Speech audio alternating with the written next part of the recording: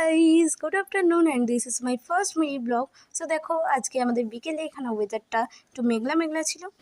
তাও যেহেতু মামা বাড়ি যেতেই হবে, তাই আমরা বেরিয়ে পড়েছিলাম বিকেলের দিকে মামা বাড়ি যাওয়ার জন্য। আর আমরা ঠিক বেরিয়েছিলাম 4টে নাগাদ, আর আমাদের ট্রেন ছিল 5টা 15 নাগাদ। আমাদের বাড়ি থেকে স্টেশনটা একটু বেশিই দূরে। আর এই যে আমার বুনুয়া ছোটো আমার কোলে বসেছিল, আর এটা হলো আমার চর্দি ভাই, আর এটা হলাম আমি।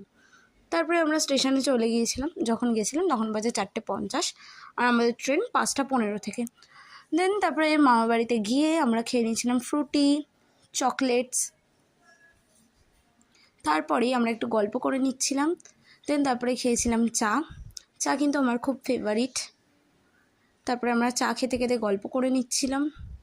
আর এই দেখুন, আমার ছর্দি ভাইও চা খেয়ে নিচ্ছিল। আর এটা হলো তিন্নি, আমার কাকার ছোটো মেয়ে।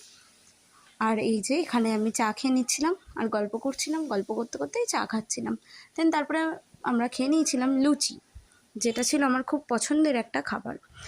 তারপরে আমরা বেরিয়ে পড়েছিলাম বাড়ি যাওয়ার জন্য। আর এই যে এখানে আমরা ওয়েটিং রুমে ওয়েট করছিলাম কখন ট্রেন আসবে। আর এই যে মা বসে রয়েছে এখানে। তারপরে ট্রেন চলে আসে আর আমরা ট্রেনে উঠে পড়ি। আর ট্রেনে উঠে আমরা যাচ্ছিলাম। আর এই যে ছিল আমার ছোটো মা। আর আমার মায়ের এতটাই ঘুম পেয়েছিল যে মা হাই তুলছিল। আর এই যে হলো আমার বোন। So tata.